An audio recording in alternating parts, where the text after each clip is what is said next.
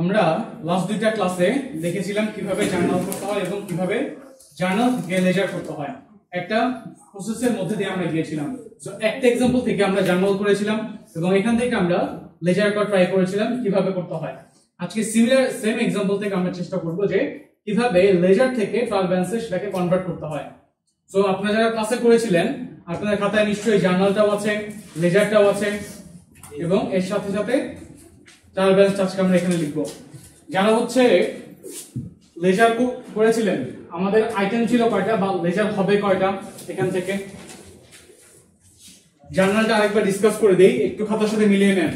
First ওয়ানের জন্য আমার জার্নাল কি কি হবে? ফার্স্ট ওয়ানের জন্য আমার জার্নাল হবে ক্যাশ ডেবিট এবং ক্যাপিটাল ক্রেডিট। আমার তাহলে লেজার আমি একটা পেলাম ক্যাশ আর একটা পেলাম ক্যাপিটাল, দুটো পেয়ে যাচ্ছি লেজারের জন্য। Second one hires and administrative assistant, এটা আমার আসবেই না কারণ এটা আমার ট্রানজাকশনই না। So second one goes up. Number 3 purchases office furniture for 1900 on account. আপনি ধারে কোম্পানির জন্য ফার্নিচার কিনেছেন, ধারে অফিসের জন্য ফার্নিচার কিনেছেন, সেক্ষেত্রে আমার কি কি আসে? তাহলে ইকুইপমেন্ট আসবে না? ইকুইপমেন্ট হচ্ছে ফার্নিচার আমি বলছি, দেন ইকুইপমেন্ট হচ্ছে আমার জন্য ডেবিট এবং অ্যাকাউন্টস পেয়েবল আমার জন্য ক্রেডিট হচ্ছে। তাহলে আমি এখানেও দুটো অ্যাকাউন্ট পাচ্ছি, একটা হচ্ছে ইকুইপমেন্ট লেজারের জন্য ইকুইপমেন্ট আর একটা হচ্ছে accounts payable.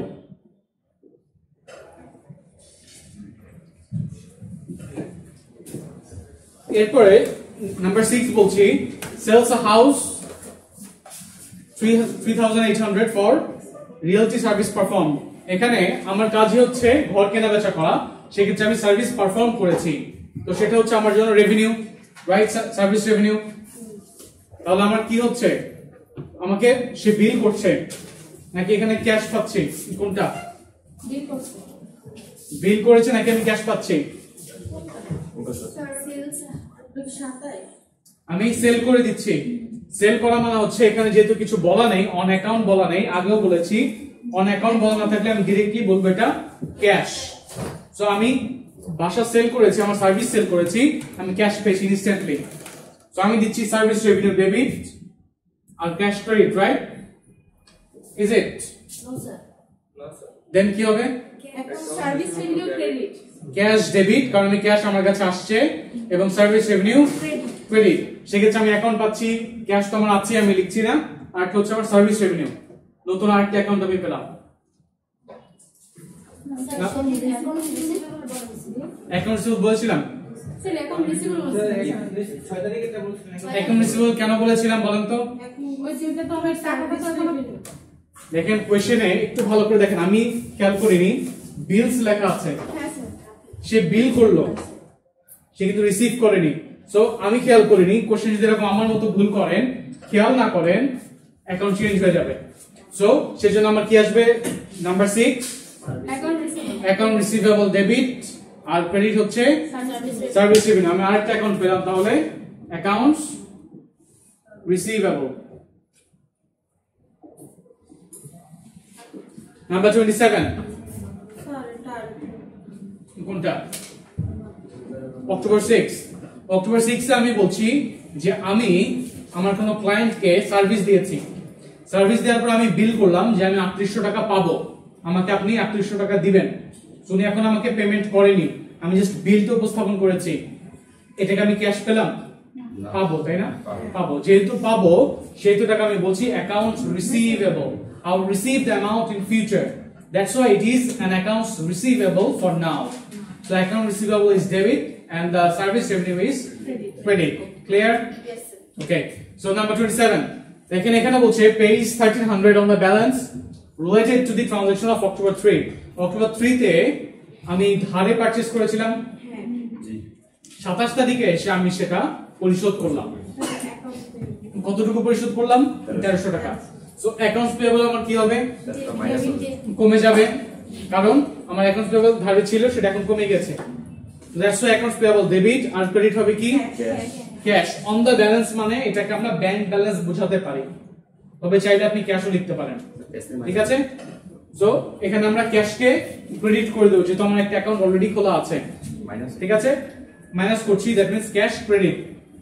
Number 30, pays the administrative assistant 2500 in salary. So আমি যখন স্যালারি দিচ্ছি দ্যাট মিন্স আমার ক্যাশ চলে যাচ্ছে এবং এক্সপেন্স হচ্ছে। এক্সপেন্স যখন আমার ইনকার হচ্ছে আমি সেটাকে বলছি expense debit. That means salary expense is debit, আর কি চলে যাচ্ছে? ক্যাশ। ক্যাশ অলরেডি আমার অ্যাকাউন্ট আছে, আমি এখানে লিখছি স্যালারি এক্সপেন্স, এটা আমার আরেকটা অ্যাকাউন্ট। সো যারা লেজার করেছেন তাদের জন্য আমার অ্যাকাউন্ট কয়টা হচ্ছে?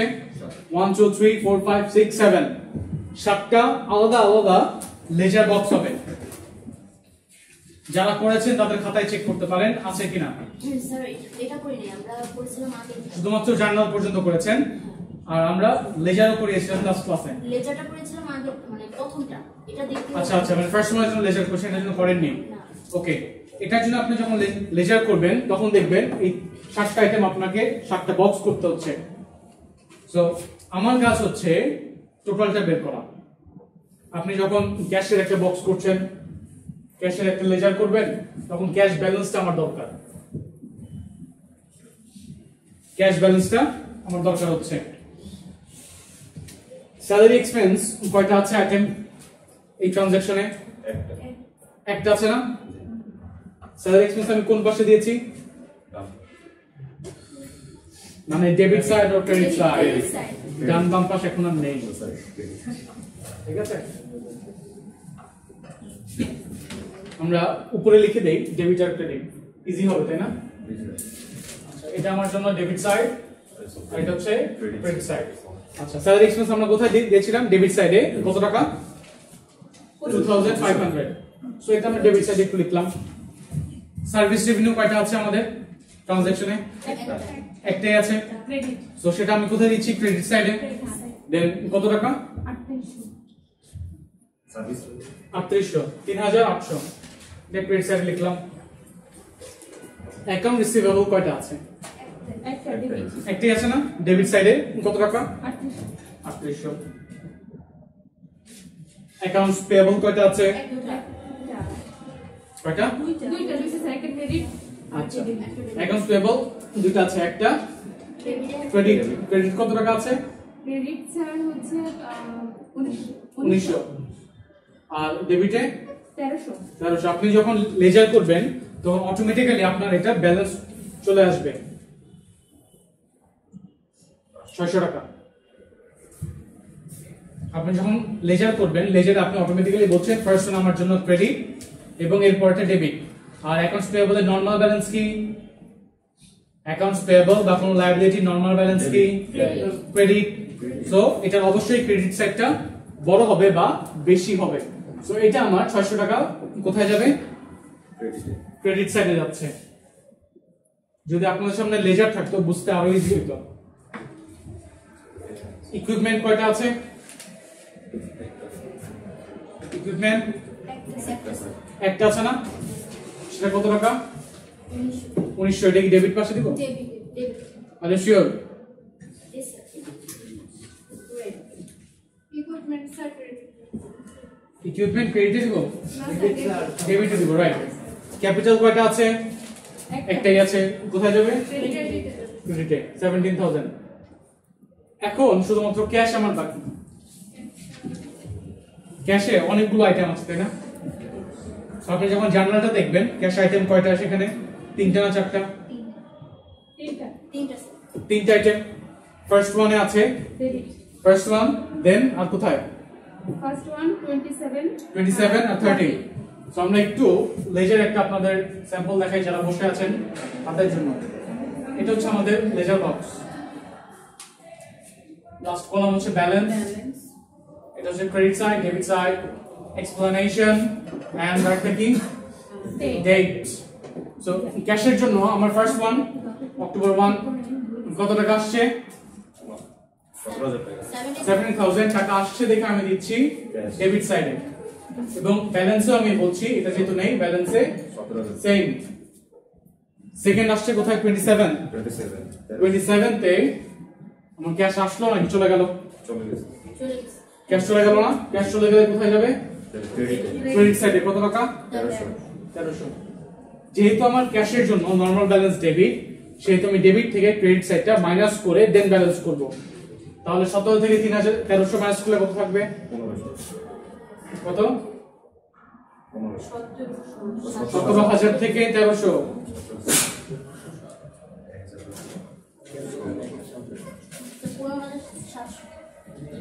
15,700। দেন লাস্ট ওয়ান হচ্ছে 30, এটাও আমার ক্যাশ চলে গিয়েছে 2500 টাকা। এবার মাইনাস করেন 15,700 থেকে 13,200। এটা হচ্ছে আমার জন্য ক্যাশের ব্যালেন্স। এইটাকে আমি ডিরেক্টলি এখানে দিয়ে দিব 13,200। এরকম করে প্রত্যেকটা আইটেমের আপনাকে লেজার বক্স করতে হচ্ছে এবং প্রত্যেকটা আইটেমে আপনি ডিরেক্টলি ব্যালেন্স পাবেন। এই যে ব্যালেন্সটা পাবেন এইটা আমি ডিরেক্টলি রেও মিলে নিয়ে আসবো, ডিরেক্টলি ট্রায়াল ব্যালেন্সে নিয়ে আসবো। লেজারের ব্যালেন্সটা আমরা ডিরেক্টলি কোথায় ট্রান্সফার করি?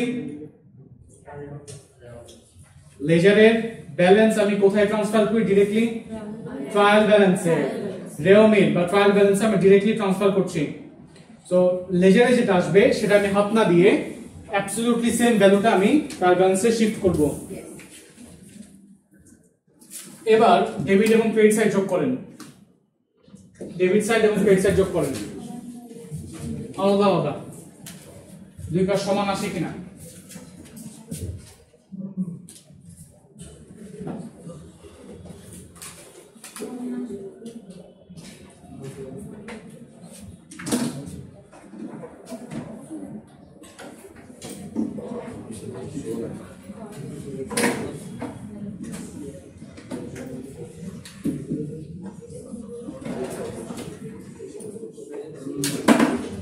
স্যার এগুলো একটা 21,400 কোন পাশে? দুই পাশে এসছে। যদি রেও মিলের বা ট্রায়াল ব্যালেন্সের দুই পাশ মিলে যায় তাহলে আপনি বুঝবেন আপনার অঙ্ক ঠিক আছে, আপনার ক্যালকুলেশনস ঠিক আছে, কোনো ভুল নেই। যদি না মিলে তখন বুঝবেন আপনি কোনোটাতে ভুল করেছেন। এটাকে আমরা বলছি ট্রায়াল ব্যালেন্স। এটার ফরম্যাটটা কেমন? সেম, জাস্ট একটা বক্স করে দিন। এখানে লিখবেন এক্সপ্লেনেশনস, নট এক্সপ্লেনেশন, ডেসক্রিপশন লিখতে পারেন অথবা অ্যাকাউন্টস টাইটেল লিখতে পারেন, ফাইন। আর ট্রায়াল ব্যালেন্সের উপরে কোম্পানির নাম লিখবেন, লিখবেন ট্রায়াল ব্যালেন্স, আর নিচে লিখবেন ফর দ্য ইয়ার এন্ডেড ওই ডেটটা। স্যার এই ক্ষেত্রে কি ডেট আসবে? অবশ্যই ডেট আসবে। একটা জিনিস খেয়াল করেন, জার্নাল অথবা লেজারে আমরা চেষ্টা করব কারেন্সি সাইন না দিতে। ফর এক্সাম্পল এখানে দেখেন ডলার সিগনেচার আছে, ট্রায়াল ব্যালেন্সে আমরা ডলার সিগনেচার দিব অথবা টাকা, অথবা এখানে লিখবেন টাকা। অ্যাকচুয়াল ফরম্যাটে আমাদের স্টার্টিং এ টাকা দিতে হয় অথবা ডলার ইউজ করতে হয়। জার্নাল বা লেজারে এই কারেন্সি সাইন না দিলেও হয়। বুঝতে পেরেছেন? বুঝতে পারেন নাই? এটা হচ্ছে আমাদের জন্য ট্রায়াল ব্যালেন্স। আমরা একটু স্লাইডে চলে যাই, বেসিকটা একটু দেখে নিয়ে দেন আমরা আবার একটা ম্যাথ প্র্যাকটিসে চলে যাব। আজকে আমাদের চ্যাপ্টার 2 এর লাস্ট ক্লাস।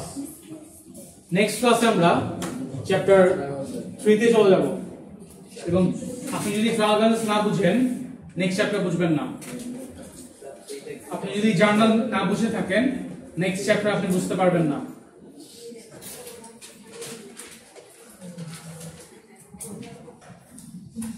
স্যার একটু ভুল হয়েছে, অ্যাকাউন্ট রিসিভেবল আর অ্যাকাউন্ট পেয়েবল এই দুইটা আইটেমের লন্ডন রয়েছে। রিসিভ মানে কি? রিসিভ মানে কি এটাকে আপনি বুঝতে হবে। রিসিভ মানে কি? আমি পাবো। এক্স্যাক্টলি অ্যাকাউন্ট মানে আপনি যার কাছে টাকা পাবেন সেটার হিসাব। আর পেয়েবল মানে আমি কি আমি পে করব। আমার পে করব। আমি যাকে আমি যে আমার কাছে টাকা পাবে দ্যাট মিন্স আমি তাকে পে করতে হবে, সেটা আমার জন্য অ্যাকাউন্টস পেয়েবল। আপনি ধারে কিনলে আপনাকে কি করতে হবে? পে করতে হবে। আপনার বলতে বলছি আপনি ধারে কিনেন কারোর কাছ থেকে পে করতে হবে না, ওইটা হচ্ছে আপনার জন্য অ্যাকাউন্টস পেয়েবল। আর কেউ যদি আপনার কাছ থেকে ধারে কিনে আপনি ধারে বিক্রি করেন, আমি আপনার কাছে নিয়ে আসলাম বলুন ঠিক আছে আমি করে দিব, আপনি আমাকে কি করলেন? ধারে বিক্রি করলেন, তো আপনি টাকা পাবেন না আমার কাছে, তখন হচ্ছে রিসিভেবল। স্যার ওই যে আমাদের কোশ্চেন ভিতরে একটা আছে না সার্ভিস ফর এই কথাটা আসলে একটা মানে অন অ্যাকাউন্ট থেকে আবার আইটার যে ক্যাশ লেখা থাকে না। অনেকন মানে ধার, এবং ওটার সাথে খেয়াল করবেন পারচেজ অর সেল। বুঝতে পারছেন? অনেকন মানে হচ্ছে ধার, আর ওর সাথে খেয়াল করবেন পারচেজ করছেন নাকি সেল করছেন। যদি পারচেজ করেন সেক্ষেত্রে হচ্ছে আপনার অ্যাকাউন্টস পেয়েবল, যদি সেল করেন অ্যাকাউন্টস রিসিভেবল। ঠিক আছে, লাগলে আপনি লিখে নিতে পারেন যেমন মুখস্থ থাকে আপনার। স্যার আমারও দরকার স্যার আমি প্রোডাক্ট সার্ভিস সেবা প্রদান করেছি, হ্যাঁ ওটা অন অ্যাকাউন্ট, তো ওইটা আমি কোন সাইডে আপনি যখন সেবা প্রদান করছেন আপনি কি পাবেন? টাকা পাবেন না? তাহলে কি হবে? Accounts payable, receivable. Okay, trial balance হচ্ছে আমাদের অ্যাকাউন্টিং সাইকেলের 4 নম্বর স্টেপ। আমরা অ্যানালাইজ দেখেছিলাম ফার্স্ট চ্যাপ্টারে, সেকেন্ড চ্যাপ্টারে দেখলাম জার্নালাইজ, পোস্টিং মানে হচ্ছে লেজার করা, আর আজকে হচ্ছে আমাদের ট্রায়াল ব্যালেন্স। এবং নেক্সট 2 থেকে 3টা ক্লাস আমরা দেখব এরপর দুটো স্টেপ, অ্যাডজাস্টিং এন্ট্রিজ এবং অ্যাডজাস্টেড ট্রায়াল ব্যালেন্স। আমাদের প্রিন্সিপালস অফ অ্যাকাউন্টিং কোর্সের মেইন উদ্দেশ্য হচ্ছে আপনাদেরকে অ্যাকাউন্টিং সাইকেলের প্রত্যেকটা স্টেপের সাথে পরিচয় করানো, এবং আপনারা যেন প্রত্যেক স্টেপের সাথে পরিচয় হন এবং পরবর্তী যে কোর্সগুলো আপনার সামনে করবেন সেগুলো যেন আপনার জন্য ইজিয়ার হয়। যেমন আপনাকে আমি ফিনান্সিয়াল স্টেটমেন্ট প্রিপেয়ার করা শেখাবো, কিন্তু ফুললি শেখাবো না, কারণ তার সাথে আপনার কর্পোরেট ফাইন্যান্স আপনি যখন করবেন, ফিনান্সিয়াল অ্যাকাউন্টিং যখন করবেন, কস্ট অ্যাকাউন্টিং যখন করবেন, তখন তার সাথে রিলেটেড। তো আমরা বেসিক আইডিয়া নিব কিভাবে করতে হয়, কি কি আইটেমস থাকে, আর বাকিটা শিখবেন নেক্সট কোর্সগুলোতে। তো আমরা দেখি ট্রায়াল ব্যালেন্স কাকে বলে। ট্রায়াল ব্যালেন্সের দুটো সাইড থাকবে, একটা হচ্ছে ডেবিট সাইড এবং ক্রেডিট সাইড, যেটাকে আমরা জার্নাল এবং লেজার থেকে টেনে নিয়ে আসবো। লেজারে ডিরেক্ট যে এন্ডিং ব্যালেন্সটা থাকবে সেটাকে আমি ডিরেক্টলি এখানে বসিয়ে দেব, এবং এটা হচ্ছে আপনার যদি কোনো এরর থাকে, আমার ক্যালকুলেশনে ভুল থাকে,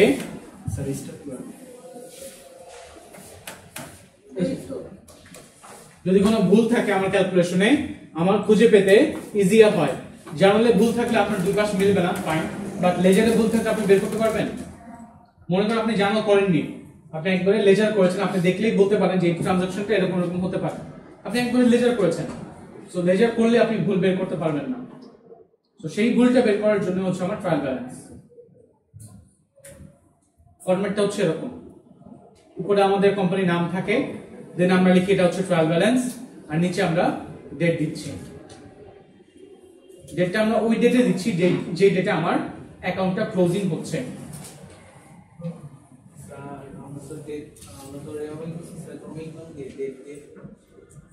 রেওয়ামিল করেছেন কি দিয়ে? সিরিয়াল নাম্বার দিয়ে। ফাইন, ট্রায়াল ব্যালেন্সে কখনো ডেট দিয়ে হয়? আপনি এর সাথে কোনো আমি ডেট দিয়েছি? ডেট আপনাকে দিতে হবে অ্যাকাউন্টসের উপরে। আপনি তৈরি করছেন কবের জন্য? আপনার যেদিন হিসাব শেষ সেদিনের জন্য আপনি প্রিপেয়ার করছেন, এই জন্য একদম উপরে আপনাকে ডেটটা দিতে হয়। দেখেন সাইডে কিন্তু আমরা কোনো ডেট দেইনি, ফরম্যাটও নেই, আমরাও দেইনি। ঠিক আছে, বছরের শেষে যেটা এক্স্যাক্টলি ওটা একটা ডেটে প্রিপেয়ার করা হয়। জার্নালে দেখেন বা লেজার দেখেন আমরা ডেট ইউজ করেছি, কারণ আমাদের দেখার দরকার যে কবে কোন ট্রানজাকশনটা হচ্ছে। ট্রায়াল ব্যালেন্স আমার দেখা দরকার, এটা আমার বছর শেষে আমি তৈরি করছি, সবগুলো শেষে, এই জন্য এটা হচ্ছে আমার ট্রায়াল ব্যালেন্স। ট্রায়াল ব্যালেন্সে কিছু লিমিটেশনস আছে, এটা করার পরেও আমাদের কিছু সমস্যা হতে পারে। ফর এক্সাম্পল, আপনি একটা ট্রানজাকশন জার্নালে করলেনই না, আপনি একটা ট্রানজাকশন জার্নালে আনলেনই না, সেটা কি এখানে আসবে? আসবেই না, তাই না?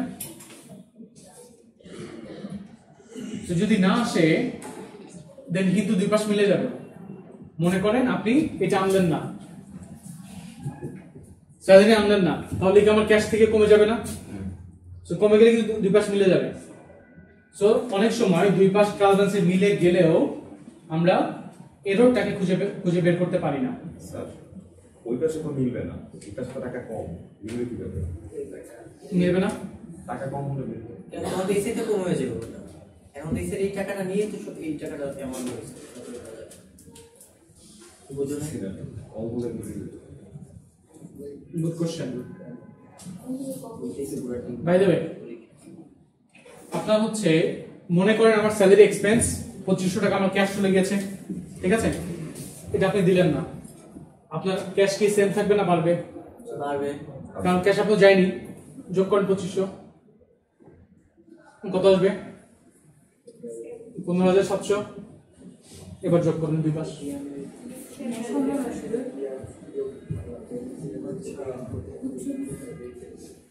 ট্রানজেকশন কখনো শুধুমাত্র একটা অ্যাকাউন্টকে ইফেক্ট করে না, দুটাকেই করছে। সো আপনার এটা কমে যাওয়া মানে আপনার ওটা বেড়ে যাওয়া, সো মিলবে না। আমি কনফিউজ হয়ে যাই আপনাদের কথায় যে কি বলেন। আরেকটা প্রবলেম হচ্ছে সঠিক জার্নালটা আপনি পোস্ট করেননি, তখন কিন্তু আমাদের ট্রায়াল ব্যালেন্সে মিলে যাবে। সঠিক জার্নাল পোস্ট করেননি, আপনি স্যালারির জায়গায় ঠিকই আপনি ডেবিট করেছেন, কিন্তু স্যালারি না লিখে অন্য একটা এক্সপেন্সকে আপনি ডেবিট করেছেন ভুল করে, তারপরে কিন্তু আমার অ্যাকাউন্ট মিলবে, কিন্তু আপনি বলবেন যে আমি করলামই না, আসলে থেকে। সো এরকম আরো বেশ কিছু আমাদের প্রবলেম আছে। আরেকটা হচ্ছে যদি আমরা কোনো জার্নালকে দুইবার পোস্ট করি, কোনো জার্নালকে বা কোনো ট্রানজাকশন দুইবার পোস্টিং করি, সেক্ষেত্রেও আমার ট্রায়াল ব্যালেন্স মিলে যাবে। এরকম আরো 5-7টা পয়েন্ট আমাদের বইতে আছে, এখানে কিছু বেসিক কথা আমরা বললাম। সো এর বাইরেও অনেক প্রবলেম হতে পারে। আপনারা ইন্টারমিডিয়েট যারা পড়েছেন তারা খেয়াল করতে পারেন যে একটা টাইটেল ছিল এরকম যে কখন রেও মিল মিলে যায়, কখন মিলে যায়, কখন মিলে না, এরকম একটা সুন্দর একটা টাইটেল ছিল। তো যখন একটা আমাদের শেখানো হয়েছিল যখন না মিলবে তখন আপনি অনিশ্চিত হিসাব দিয়ে মিলে দিতে পারেন, সেটাকে আমরা ইংলিশে বলছি মিসেলেনিয়াস অ্যাকাউন্ট। মিসেলেনিয়াস অ্যাকাউন্ট শিখবেন, এটা হচ্ছে অনিশ্চিত হিসাবে দিতে পারে অথবা আদার্সে দিতে পারে। এটা আমাদের ম্যাথসে যদি না মিলে পরীক্ষার খাতায় মিলিয়ে দিতে পারেন, তবে সবসময় মিলবে, পরীক্ষার জন্য মিলবে।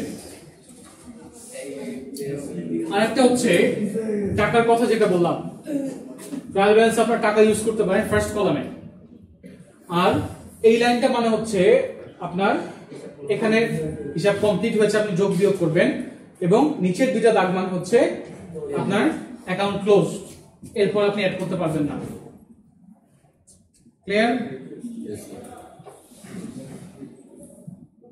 আমাদের চ্যাপ্টার 2 শেষ।